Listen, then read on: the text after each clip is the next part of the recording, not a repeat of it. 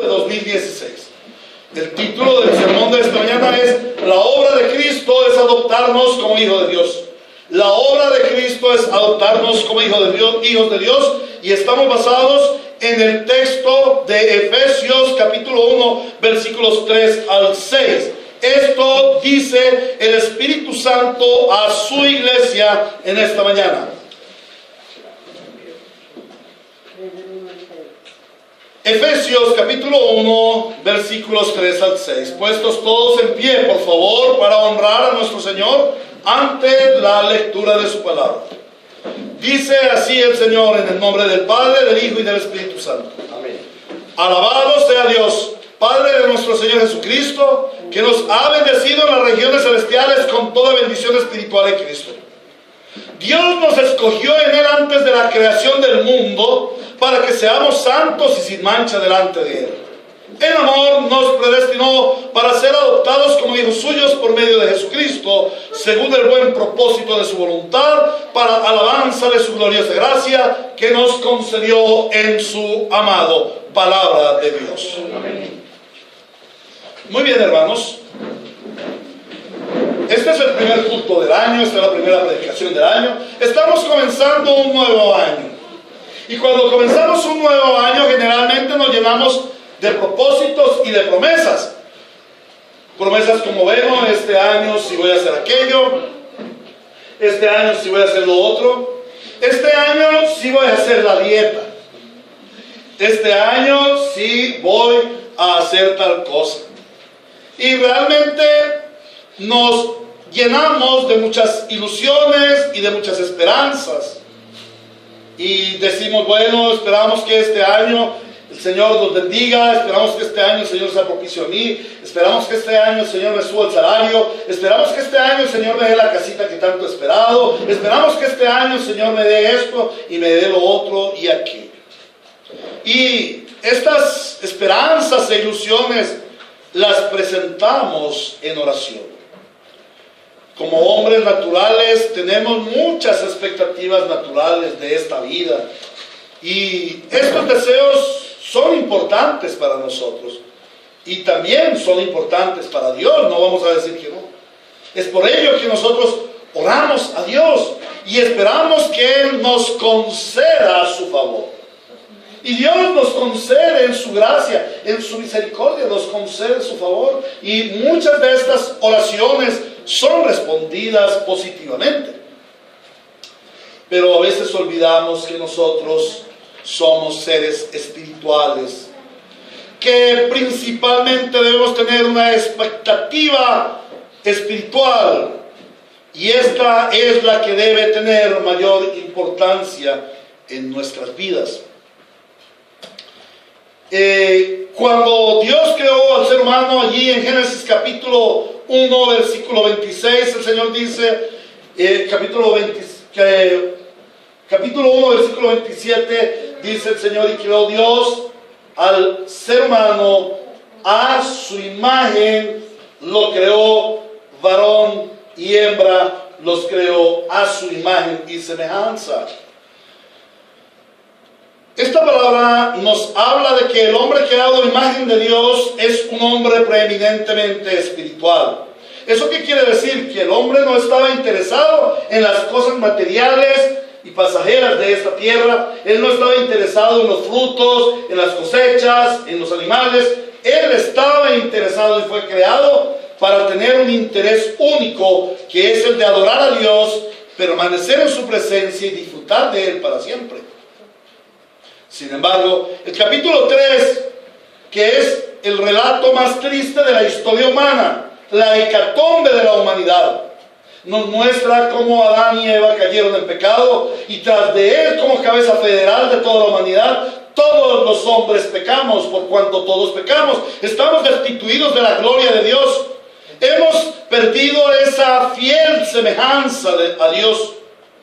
Aún somos portadores de la imagen de Dios. Todo hombre es portador de la imagen de Dios, pero esa imagen ha sido tan deteriorada, esa semejanza está tan diluida. El hombre ya no es un ser preeminentemente espiritual, ahora el hombre es un ser carnal.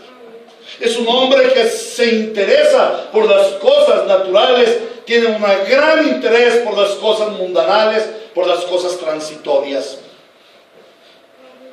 Pero cuando Cristo el Señor redime al ser humano, Él nos da un gran privilegio, una gran bendición: retornar a esa naturaleza espiritual.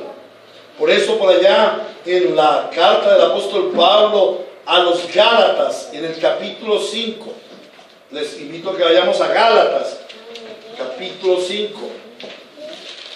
El Señor nos dice en versículo 16: así que les digo, vivan por el Espíritu y no sigan los deseos de la naturaleza pecaminosa. En el versículo 22 dice: en cambio el fruto del Espíritu es amor, alegría, paz, paciencia, amabilidad, bondad, fidelidad, humildad y dominio propio. No hay ley que condene estas cosas. Los que son de Cristo Jesús han crucificado la naturaleza pecaminosa con sus pasiones y deseos. Si el Espíritu nos da vida, andemos guiados por el Espíritu y no dejemos que la vanidad nos lleve a irritarnos y a envidiarnos los unos a los otros. Este texto nos habla de que redimidos en Cristo tenemos una preeminencia espiritual. O sea, lo más importante en nuestras vidas retorna a lo espiritual, ya no lo material. La evidencia de un verdadero creyente es que ama lo espiritual y aborrece o desprecia lo material, lo natural. La iglesia, como la obra cumbre de la redención del Señor, tiene como objetivo fundamental el glorificar a Dios. La iglesia existe y fue redimida principalmente para la gloria de Dios. Veamos las frases que encontramos aquí en Efesios capítulo 1, versículo 3. Dice así: alabado sea Dios, o sea, digno de adoración. ¿Por qué? Porque nos ha bendecido. Versículo 5 dice que nos predestinó para ser adoptados hijos suyos por medio de Jesucristo, según el buen propósito de su voluntad. Versículo 6: para alabanza de su gloriosa gracia que nos concedió en el amado. Versículo 12: a fin de que nosotros, que ya hemos puesto nuestra esperanza en Cristo, seamos para la alabanza de su gloria. Y en el versículo 14 dice: el Espíritu Santo, hablando del Espíritu Santo, garantiza nuestra herencia hasta que llegue la redención final del pueblo adquirido por Dios. ¿Y para qué lo adquirió Dios? Para la alabanza de su gloria. Mira, en solo 14 versículos nos habla 1, 2, 3, 4 veces de la alabanza, del propósito de la alabanza de la gloria de Dios. Y cuando meditamos en este texto, debemos considerar que este texto, al parecer, era un himno de adoración en la iglesia primitiva. Esta palabra es una doxología. ¿Qué es una doxología? Una adoración a Dios. Y encontramos allí a la persona del Padre. Alabado sea Dios y Padre nuestro Señor Jesucristo. Encontramos una doxología, una adoración al Hijo. Dice: en Cristo tenemos la redención, el perdón de nuestros pecados. Y luego en Cristo fuimos hechos herederos y fuimos predestinados, a fin de que nosotros, que ya hemos puesto nuestra esperanza en Cristo, seamos para la alabanza de la gloria de Cristo. Y finalmente es la adoración, la exaltación al Espíritu Santo. Entonces este era un himno, esta era una doxología que el apóstol Pablo escribe para que la iglesia sea una adoradora de Dios. Ahora, cuando nosotros estudiamos la época en que el apóstol Pablo escribió esta carta, debemos saber que él no estaba en un templo adorando a Dios y diciendo: bueno, estamos aquí todos adorando a Dios, cantando himnos, bueno, yo voy a escribir para que los hermanos adoren a Dios. No, él estaba preso, él estaba en Roma, en la cárcel, y escribe esta carta en medio del trauma, del dolor, de la aflicción que pueda producir una cárcel. Pero yo no veo aflicción en el texto, no sé si tú la veas. Al contrario, allí está una adoración, una exaltación suprema al Dios que lo mandó a estar preso. ¿Cómo le parece? Dios destina que Pablo esté preso. Y Pablo, en vez de renegar de Dios y decir: ¡ah, Dios, ¿por qué me tienes aquí? Pero si yo fui tu siervo, si yo diezmaba en la iglesia, si yo prediqué el evangelio, si yo convertí a miles de almas, y me tienes aquí preso, ¿por qué eres así conmigo? No. Él adoraba a Dios de todo su corazón. Comprendía que su naturaleza humana era tan pasajera, era tan trivial que nada importaba, que a pesar de que estuviera en la más terrible tribulación, su destino era la gloria de Dios. Él sabía muy bien que si él estaba sufriendo la cárcel, esto estaba contribuyendo para su bien espiritual. Esto era insignificante en comparación a la gloria venidera.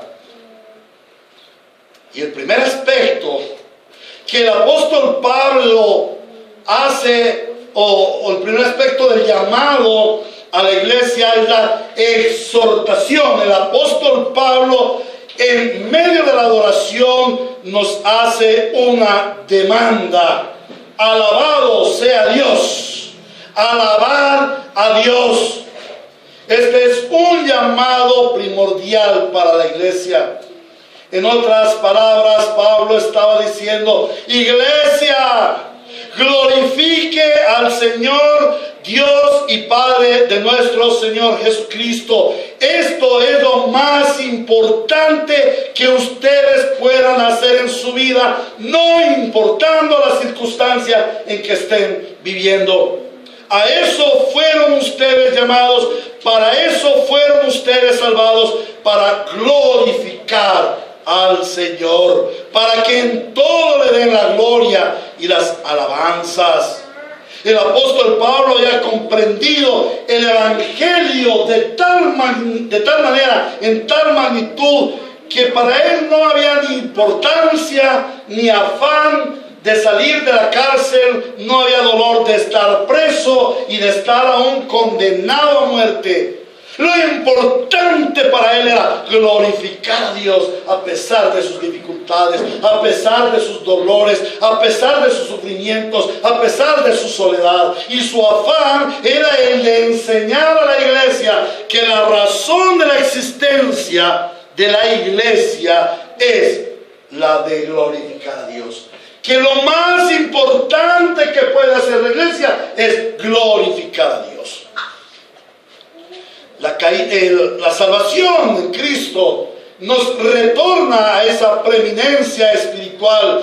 Como iglesia bíblica y cristocéntrica, nuestra preeminencia no es lo material, no es lo mundanal, no es lo pasajero. Como creyentes, Cristo edifica a su iglesia en la preeminencia espiritual. Esto quiere decir que Él nos está conformando a su imagen y semejanza. Él nos está tallando con cincel y con martillo allí. Nos está taladrando nuestro corazón, está transformando por su palabra.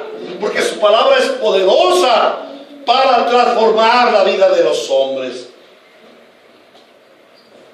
¿Cuál es la razón por la cual nos reunimos domingo a domingo? La gloria de Dios. Pero esa gloria de Dios no puede venir si Cristo no edifica preeminentemente nuestro ser espiritual. Si Cristo el Señor no nos edifica en lo espiritual.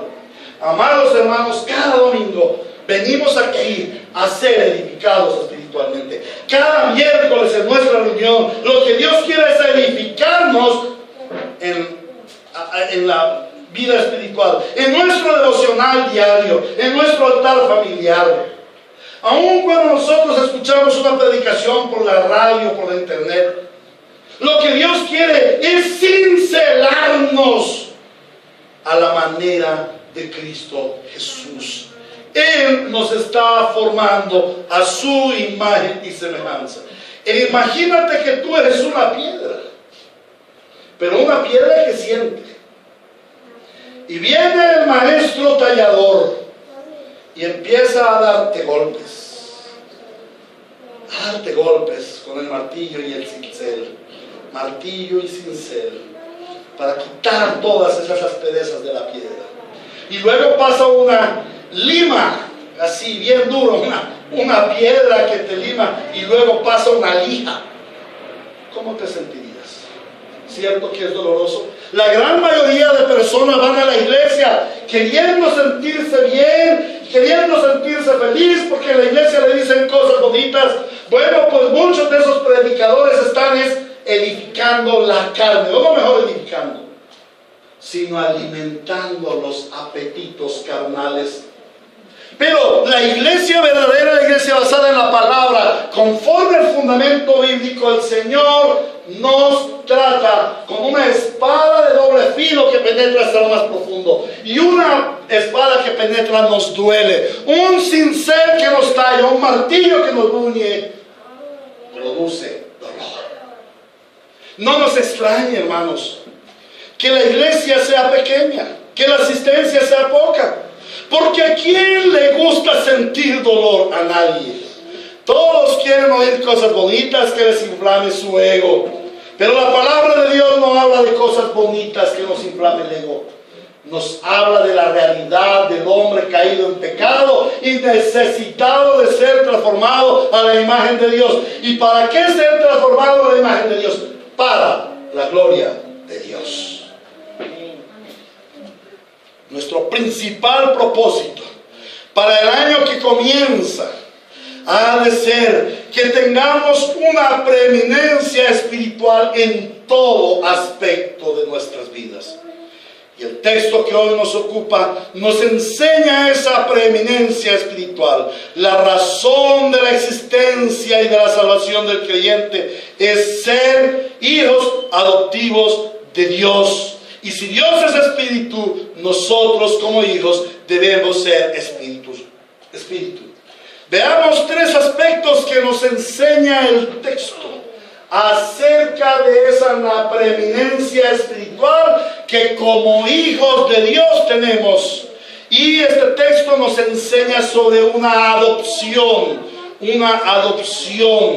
Por eso se llama la obra de Cristo, es adoptarnos como hijos de Dios. ¿Y qué tiene que ver la adopción con el ser hijos de Dios? Tiene que ver con un aspecto de nuestra naturaleza. En primer lugar, vamos a ver la bendición de la adopción, porque el texto nos dice que Dios nos ha bendecido con toda bendición.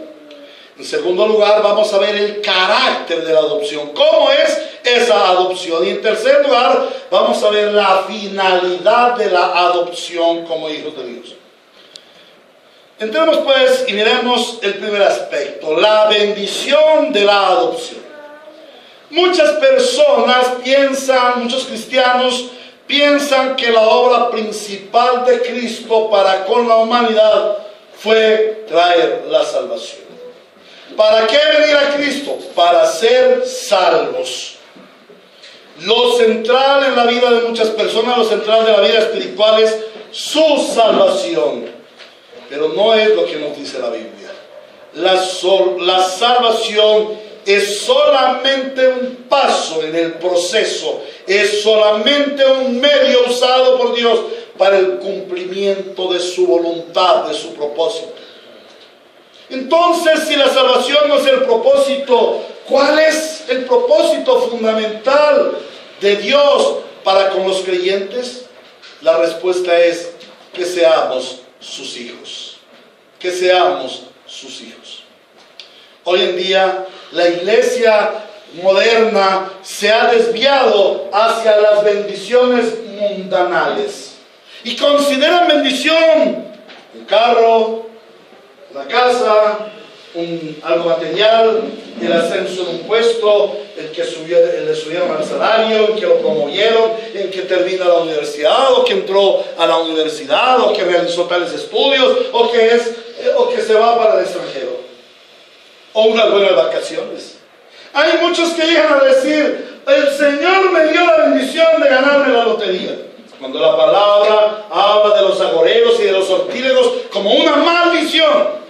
Pero lo han tornado, lo han trastornado y dicen, no, qué bendición, el hermano se ganó una lotería. En vez de corregirle y decirle, hermano, no seas sortílego, confía en el Señor. La provisión no viene de las loterías, la provisión viene de Dios.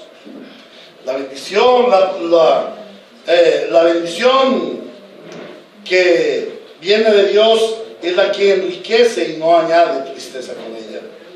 Hoy en día, la iglesia moderna centra las bendiciones en las cosas mundanales y pasajeras.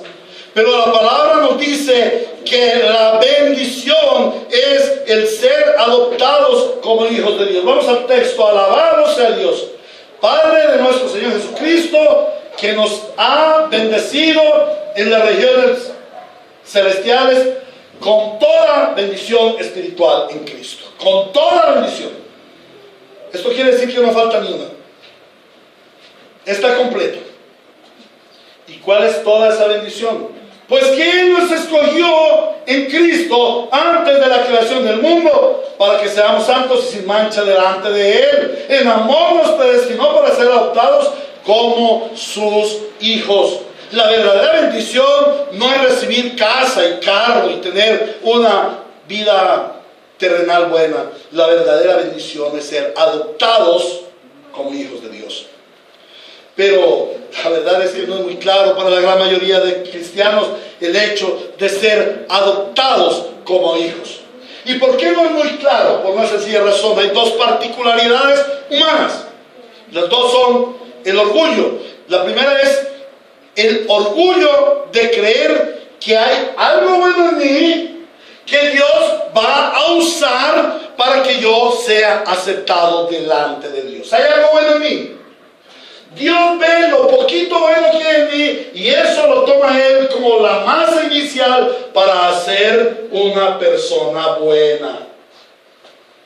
La otra es que la gente cree que lo fundamental en la relación del hombre con Dios es el hacer cosas buenas que le den los méritos para estar con Dios. Dos particularidades humanas. La primera, el orgullo de creer que hay algo bueno en mí para yo ser amigo de Dios. Y la segunda es que yo, siendo amigo de Dios, lo importante es hacer cosas buenas para sostener esa relación. Y las dos son una gran blasfemia contra Dios. Porque centran la relación con Dios, basan la relación con Dios en méritos personales. Conducen al hacer y no al ser. Y toda la Santa Escritura nos habla de ser. Miremos el texto en el versículo 5. Nos predestinó. Dios nos dio un destino previo. ¿Cuál es ese destino previo? Para ser adoptados como hijos de Dios. ¿Cuántos de ustedes conocen el proceso de adopción? Muy pocos, ¿verdad? Cuando uno va a bienestar familiar, que es generalmente el lugar donde se toma la adopción de niños, ninguno de los niños está allí diciendo, hey, mírame, yo soy un buen prospecto de tu hijo. No, allá llegan las visitas después de reunir unos documentos y va en los padres adoptantes y ven a los niños y escogen al que ellos quieran o a los que ellos quieran dependiendo de la capacidad económica que tengan. El hijo no hace nada para escoger ser adoptado. No se viste bien, no se baña bien, no habla bien para ser adoptado. El niño es un miserable desechado que está allí en una guardería temporal mientras consiguen a un padre que lo adopte. No hay ningún mérito en él. Él no puede hacer nada para ser adoptado por su padre. Bueno, si nosotros en el mundo siendo malos hacemos estas cosas, cuánto más nuestro Padre. Nuestro Padre no mira nada bueno que hay en nosotros. Pero pastor, ¿por qué no mira lo bueno que hay en nosotros? Por una sencilla razón, porque no hay nada bueno. No hay nada bueno que tú tengas. Eres un miserable. Somos miserables delante de Dios. No merecemos ser escogidos por Dios. No hay nada que podamos hacer. No hay cosa buena que agrade a nuestro Dios. Y la gran mayoría de creyentes piensan que por ser hijos de Dios, esta filialidad se va a mantener si somos buenas personas. Y la centralidad del cristiano está en ser buena persona. La centralidad del cristiano está en no pecar. Y uno de los problemas más grandes que tengo como pastor, no solamente aquí, sino también en el seminario, también en el instituto y en las obras que el Señor me da el privilegio de visitar y predicar, es precisamente esa. Luchar contra el hacer de la gente, porque la gente quiere hacer cosas para agradar a Dios, y Dios no se agrada con nada que haya en nosotros, porque Él dice: vuestras obras son como trapos de inmundicia. No hay una sola obra tuya que agrade a Dios. Pastor, ¿y mis oraciones? No, tus oraciones no son más que una sarta de impurezas, que si no fuera por Cristo quien las purifica y las hace agradables al Padre, porque dice que Él está intercediendo por nosotros, sencillamente Dios las aborrecería. Pastor, y los himnos que cantamos el domingo, hermanos, a la muestra está lo que estábamos haciendo hoy, desafinados completamente. Aquí no se oímos bonito, pero si llegara un músico profesional diría: pobre gente esa, y pobrecito su Dios, tener que aguantarse semejante, ¿cómo se llama? Bullicio. Pobrecito su Dios. Bueno, si no fuera por Cristo, el Señor, quien perfecciona esos himnos, nuestros himnos no serían más que chilladera. La gente basa su vida con Dios en las obras. Y muchos de ustedes el 31 de diciembre estarían diciendo: este año, Señor, sí me comprometo que te voy a ser fiel. Este año sí me comprometo a que voy a diezmar. Este año sí me comprometo a que voy a dejar este pecado. Este año sí me comprometo a ir los 52 domingos a la iglesia. Este año sí me comprometo a asistir a la escuela dominical. Este año sí me comprometo a bautizarme. Todas son tus obras.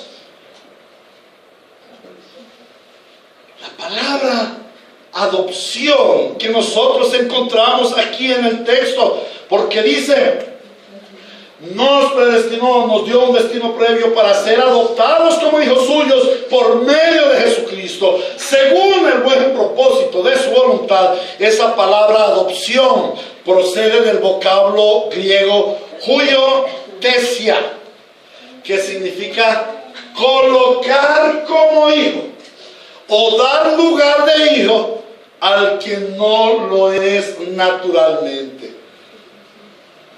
Y este vocablo es usado solamente por el apóstol Pablo, y lo encontramos en 5 textos.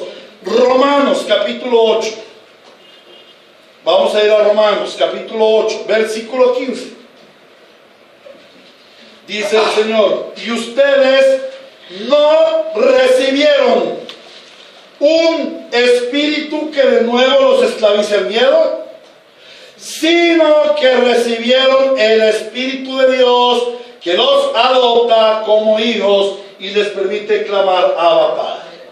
La pregunta es: ¿qué hiciste tú para ser adoptado hijo de Dios? Nada, porque aquí dice que ustedes recibieron. Yo no pude hacer nada para ser adoptado hijo de Dios. Recibí el Espíritu de Dios, que en mí clama: Abba, Padre. Y esa palabra Abba Padre significa es un vocablo de confianza. Generalmente oímos decir que significa papito Dios, pero no es en realidad esto. Es una palabra de íntima confianza y semeja un poco a la confianza entre el Padre Dios y su Hijo, el Señor Jesucristo. O sea, que por medio de Cristo nosotros hemos venido a un estado de intimidad con Dios. ¿Qué hiciste tú? Nada. Porque fue por medio de Cristo y por aplicación del Espíritu Santo. Amén. Luego encontramos en Romanos capítulo 8, versículo 23, el mismo vocablo. Y dice, desde el 22, sabemos que toda la creación todavía gime a uno, como si estuviera dolores de parto, y no solo ella, sino también nosotros mismos, que tenemos las primicias del Espíritu, gemimos interiormente mientras aguardamos nuestra adopción como hijos, es decir, la redención de nuestro cuerpo. Y aquí entraríamos a presentar una contradicción. Un momentico. Apóstol Pablo, díganos una cosa. Usted en el versículo 15 nos está diciendo que ya recibimos el espíritu de adopción con el cual nosotros gemimos a Padre. Y ahora nos dice que va a ser posterior. Dice allí, y no solo a ella, sino que nosotros mismos que tenemos las primicias del Espíritu, gemimos interiormente mientras aguardamos nuestra adopción. ¿Cómo así que vamos a aguardar la adopción? ¿Acaso no dice ya que fuimos adoptados? Bueno, ese aguardamos la adopción no es que esté anulando la adopción ya hecha, sino que nos está hablando de los tiempos por venir en los cuales seremos perfectamente hijos de Dios en la eternidad. Estamos esperando la venida de Cristo, en la cual seremos redimidos absolutamente de este mundo de pecado y estaremos en la gloria del Padre como hijos en plena perfección. O sea, que esa adopción fue hecha en Cristo, es aplicada como hijos en nuestro tiempo y nos da la esperanza de una adopción eterna como hijos. Pero nuevamente, esa palabra adopción significa colocar como hijo a uno que no lo es naturalmente. ¿Qué es la adopción? La adopción es la acción específica de Dios, mediante la cual Él considera a una persona de diferente naturaleza como su hijo. Es la acción de Dios, no es la acción del hombre. Es la acción específica de Dios mediante la cual Él considera a una persona de diferente naturaleza como su hijo. ¿Y cuál es la persona de diferente naturaleza? Bueno, Dios es creador. Toda persona creada. ¿Cuántas personas hay creadas en generalidad? ¿Cuántas personas hay creadas? Dos. Los ángeles y los hombres. La naturaleza es diferente. Por eso vemos en algunos lugares de la Biblia en donde Dios dice que vinieron sus hijos, hablando de los ángeles. Pero también habla de hijos a los redimidos. Pero también habla de hijos a Israel. Mi primogénito, mi hijo. Mi hijo eres tú, Israel. Tú eres el primogénito entre las naciones. Una nación que es de diferente naturaleza. Dios es creador, nosotros somos criaturas. Dios es santo, nosotros hemos pecado. Entonces, ¿qué hace Dios? Toma a una persona de diferente naturaleza y la considera como su hijo. Este derecho es dado solo por Dios y constituido de manera legal en su testimonio por la palabra y por el Espíritu Santo. Vamos a ir a Juan, capítulo 1, versículos 12 y 13. Evangelio según San Juan, capítulo 1, versículos 12 y 13. Dice el Señor: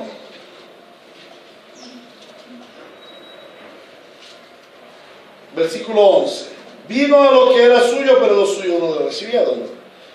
Mas a cuantos lo recibieron, a los que creen en su nombre, les dio el derecho. ¿Quién dio el derecho?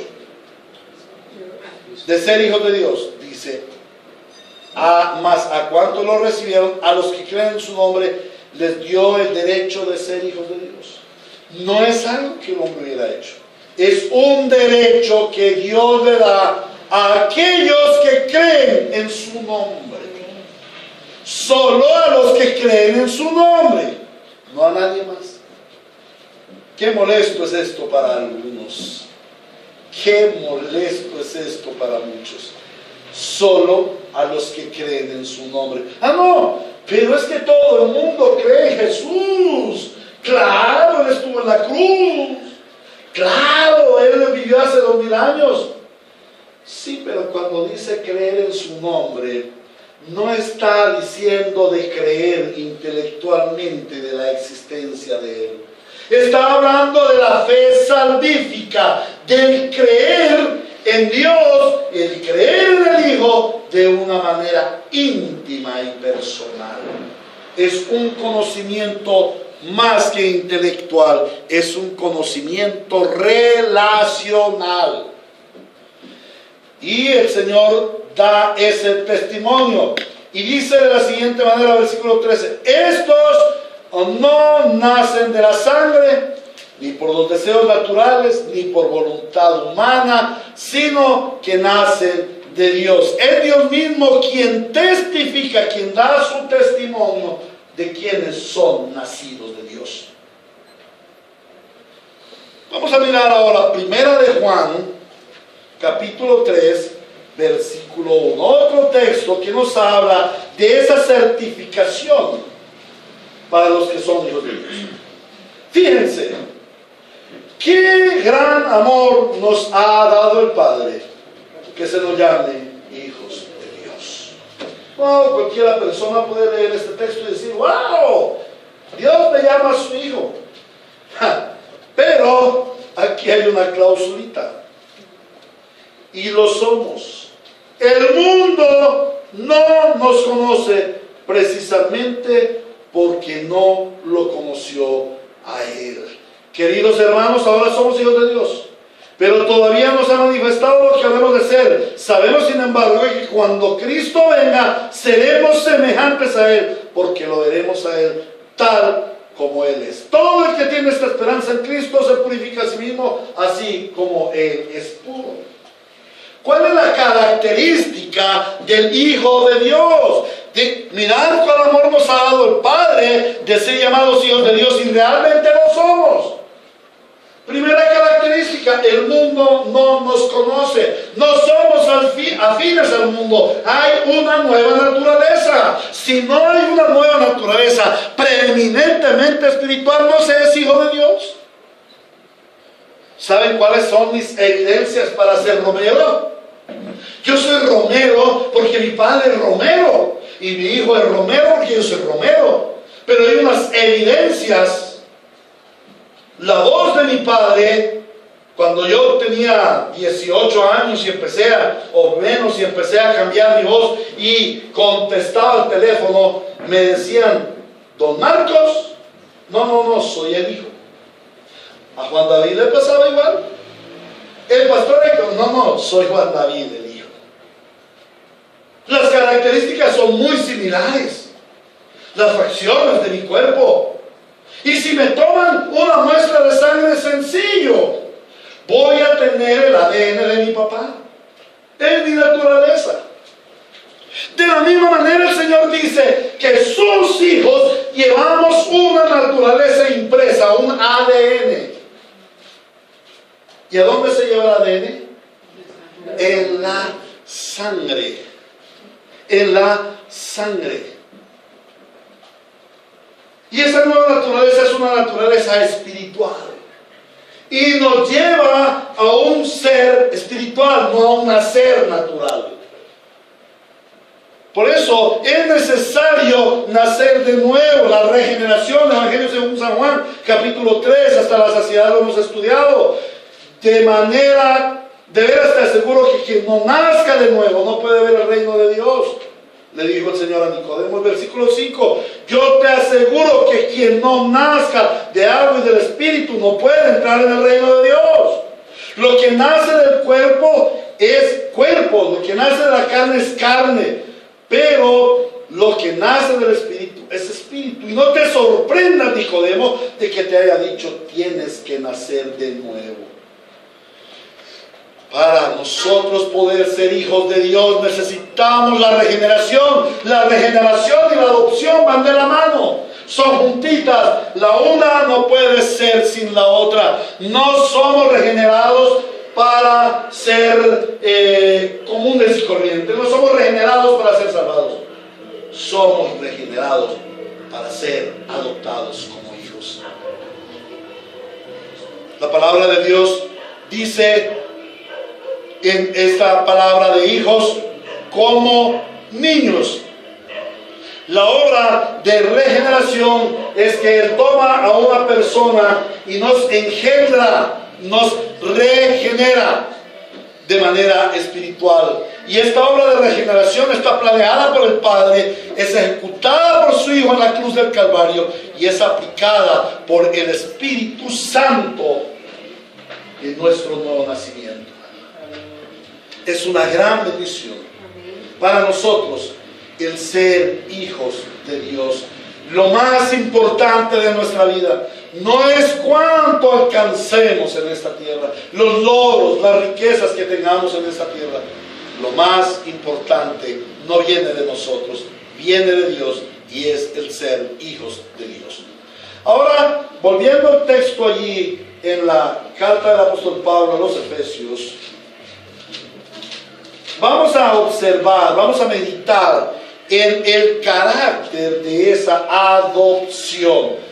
¿Cuál es la característica? Dice, alabado sea Dios Padre de nuestro Señor Jesucristo, que nos ha bendecido en las regiones celestiales con toda bendición espiritual en Cristo. Ya vemos que la bendición es la adopción.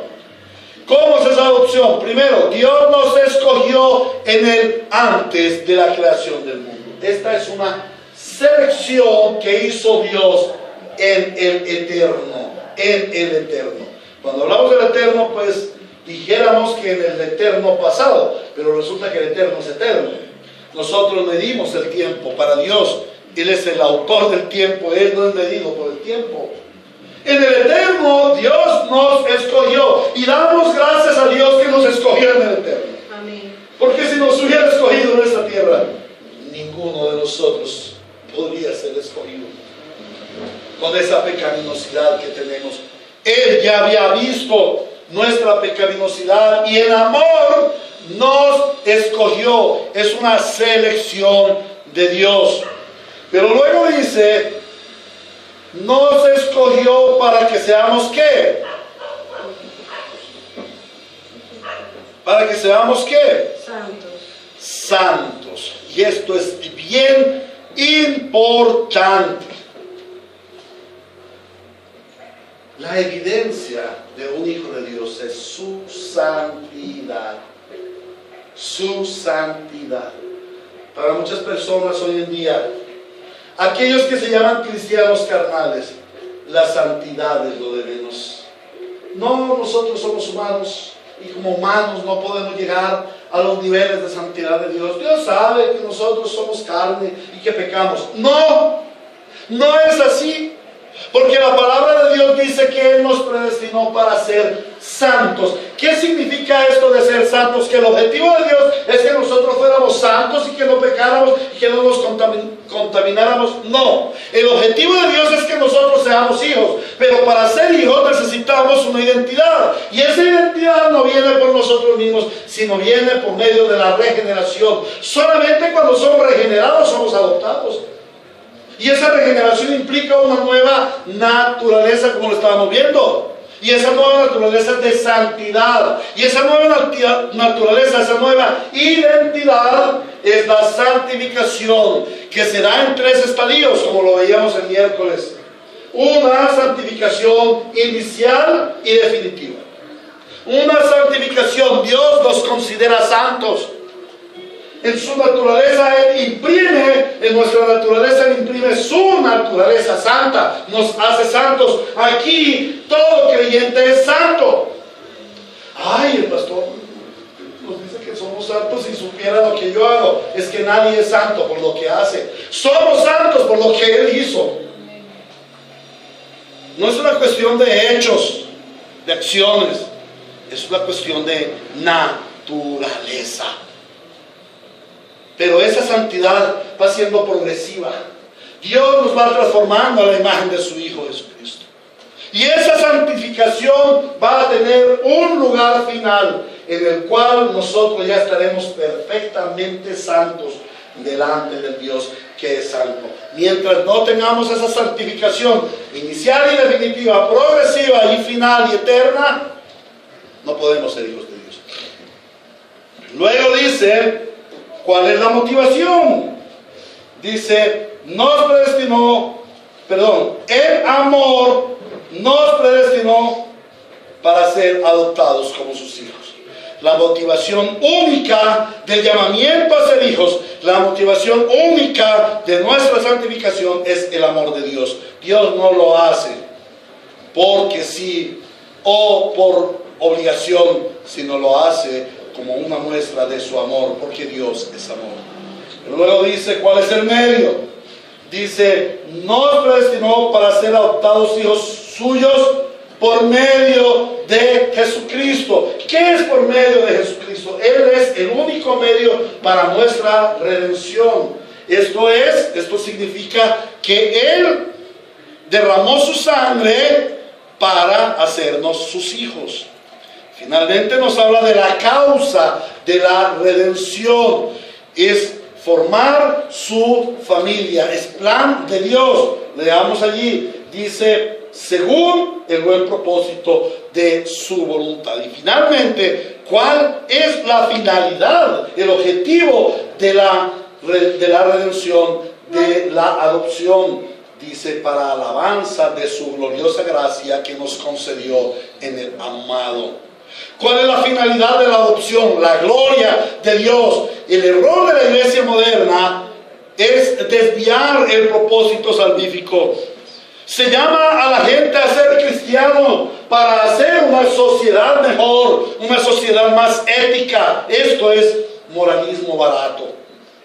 Se llama al cristiano, se le llama a ser cristiano para el bienestar del ser. Ven a ser cristiano y verás cómo te va a ir de bien. Esto es antropocentrismo. Otros es, ven a ser cristiano para que te conviertas a Cristo. Esto es evangelismo. Ser cristiano para convertirte a Cristo. Creo que es algo como lógico, ¿no?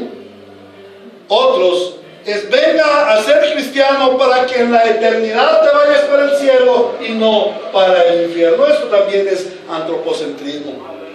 Para otros es ganarle la guerra al diablo. No, es que usted está poseído por el diablo. Usted tiene que ser cristiano para que sea de Cristo, para ganarle la guerra al diablo. Y cuando Cristo venga a su vida, mire, el diablo va a estar derrotado, le das en la cabeza, ya no vas a ser nunca más pobre, nunca vas a tener problemas, los demonios se van, tú eres de Dios. Esto se llama dualismo.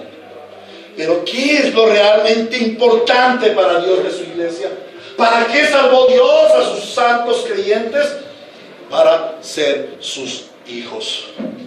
¿Qué ha de ser realmente importante para los creyentes en su vida? El ser hijos. Amados hermanos, no puede haber nada más importante en nuestra vida en el 2016 que vivir la vida de ser hijos de Dios. ¿Qué ha de ser importante para los creyentes en el 2016? Ser hijos de Dios. Amados hermanos, solamente siendo hijos de Dios podemos darle la gloria a Dios. Hoy en día se insiste mucho, especialmente en la iglesia bíblica, en la iglesia reformada. ¿Cuál es la razón de nuestra existencia? Darle la gloria a Dios. Sí, pero ¿cómo darle la gloria a Dios? Solamente siendo hijos. Darle la gloria a Dios no consiste en una serie de actos. Darle la gloria a Dios es la naturaleza divina impresa en un creyente que fue enemigo de Dios. Y cuando Dios pone en nosotros su naturaleza, nosotros producimos el fruto espiritual que Dios demanda. Solamente mediante la adopción como hijos podemos asumir nuestra responsabilidad, nuestro deber de ser hijos de Dios. Nadie que no sea hijo de Dios puede hacer las cosas que hace un hijo de Dios. El que no es hijo está incapacitado para cumplir con las demandas de Dios. Y las demandas de Dios es santidad, es perfección. A Dios no podemos llegarle con 9,5 ni con 9,9. Hemos de llegarle con calificación 10 plus. Completa. Porque Dios es perfectamente santo. ¿Cómo poder glorificar a Dios sin santidad? Imposible. Solamente quienes somos hijos, adoptados conforme a la adopción, la redención, el perdón de nuestros pecados, podemos rendirle a Dios la gloria. ¿En qué se glorifica a Dios de nosotros? En que oramos muy bonito, en que cantamos himnos, en que somos muy viciosos. No, la gloria la recibe Dios en que somos sus hijos, en que Él convirtió a los más viles pecadores en santos. Y que nos acepta a pesar de que caemos en pecado. Digamos algunas conclusiones, hermanos. La primera conclusión que debemos reconocer es que la obra de Cristo no fue solamente salvarnos. La obra de Cristo fue lograr nuestra adopción para ser hijos de Dios. ¿Y cómo lo logró? Derramando su preciosa sangre, la cual imprime en nosotros la naturaleza divina. De ahí lo importante de la sangre, porque la palabra dice: sin derramamiento de sangre no habrá redención de pecados.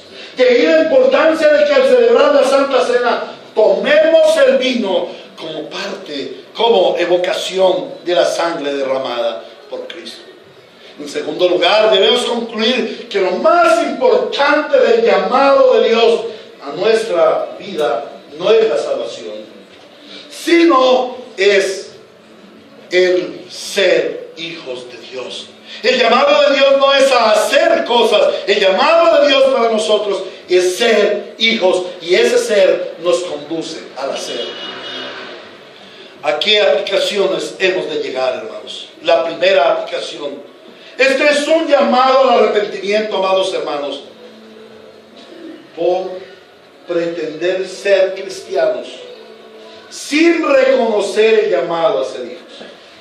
Yo sé que muchas veces he hablado de esto, pero estamos al puertas de un año, estamos comenzando un año, y lo importante de este año no es hacer cosas para Dios. Lo importante en este año es ser realmente hijos de Dios. No está en el hacer, está en el ser, hermanos. Este es un llamado al arrepentimiento por haber pretendido durante mucho tiempo ser hijos de Dios mediante nuestro quehacer, pretendiendo ganarnos el favor de Dios con las cosas que hacemos. ¿Por qué es un llamado al arrepentimiento? Porque para Dios esas obras son trapos de inmundicia. La única obra acepta por Él es Cristo Jesús. Por eso dice aquí el texto, hermano. Vamos al texto. Dice: nos predestinó para ser adoptados como hijos suyos por medio de Jesucristo, según el buen propósito de su voluntad, para alabanza de su gracia, que nos concedió en su amado. No que nos concedimos nosotros en nuestras buenas obras. En segundo lugar, esta palabra debe conducirnos a un arrepentimiento, porque como hijos no hemos honrado a nuestro Padre como debe ser. Frecuentemente, a través de nuestro pecado, a través de nuestra displicencia, estamos deshonrando a nuestro Padre. Y he de exhortarles, hermanos, ¿qué es lo importante para ti este nuevo año? Quizás antes no lo fue. ¿Sabes qué es lo más importante para Cristo? ¿Tú sabes qué es lo más importante para Cristo? ¿Qué es lo que Cristo más ama? A su iglesia. Si yo te pregunto, tú te dices ser cristiano, ¿amas a la iglesia de Cristo? ¿Amas reunirte con la iglesia? ¿Amas la iglesia? ¿Te importa la reunión de la iglesia? ¿Te importa el estar en congregación con los santos? ¿Amas a tu hermano de tal manera que le honras? ¿Amas a tu esposo, a tu esposa como cristiano de tal manera que estás amando a Cristo? Hermanos, esta es una exhortación dura, hermanos. Porque lo que Dios ama es a sus hijos, a su iglesia. Y si tú aborreces la iglesia, porque allá enseñan, o el pastor es muy no sé qué, mira, a la iglesia donde vayas vas a encontrar dificultades y vas a encontrar problemas. Dios te ha puesto en esta iglesia. Dale gracias a Dios que es una iglesia bíblica, que es una iglesia que te exhorta, es una iglesia que te está transformando a lo espiritual y está obviando lo carnal. Hermanos, hemos sido hijos sin honra a nuestro Padre. Hemos honrado a nuestro Padre en nuestro tiempo, hemos honrado a nuestro Padre en nuestras finanzas, hemos honrado a nuestro Padre en nuestras relaciones.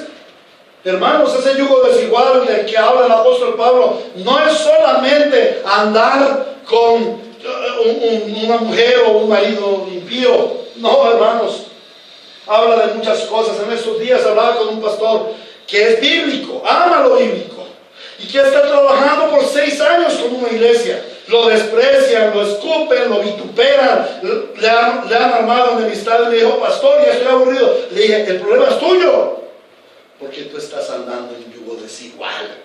Estás amando a una iglesia que está por fuera del precepto bíblico, y tú ya se los has enseñado. Es tiempo de que plante la iglesia bíblica. Es tiempo de que levante la iglesia bíblica y lo exhorte. Hermano, planta la obra, porque ya se acabó el tiempo de la gracia para esos que están fuera de la gracia. Que corran tras de Cristo aquellos que han oído la verdad. Que honren al Padre los que son sus hijos. Se va a quitar el candelabro de aquí, hermanos, pero se va a encender un gran candelabro en otra parte. Hermanos, la tercera aplicación es que esta palabra nos convoca hoy, en el 2016, a darle una verdadera importancia al hecho de ser hijos de Dios. Esta palabra hoy nos exhorta a consagrarnos para Cristo en este nuevo año, y para tener un solo propósito en nuestra vida: glorificar al Padre como hijos.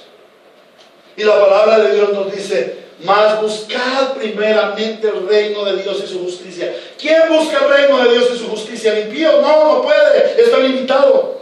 ¿Quién busca el reino de Dios? Los hijos. Los hijos amamos el reino de nuestro Padre. Cuando nosotros amamos el reino de nuestro Padre, todas las demás cosas se nos añadirán. ¿Amén? Amén. No busquen bendiciones donde no las hay. La bendición ya la tenemos. La bendición es ser hijos de Dios. Y como hijos de Dios, hoy vamos a comenzar el año celebrando la Santa Cena. ¿Por qué? Porque esta está separada para los hijos.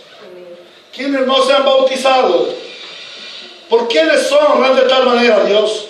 La palabra de Dios dice: crean en el Señor Jesucristo y sean bautizados. ¿Por qué no estamos consagrados a vivir una vida santa? Porque no creemos que somos hijos. No nos importa ser hijos.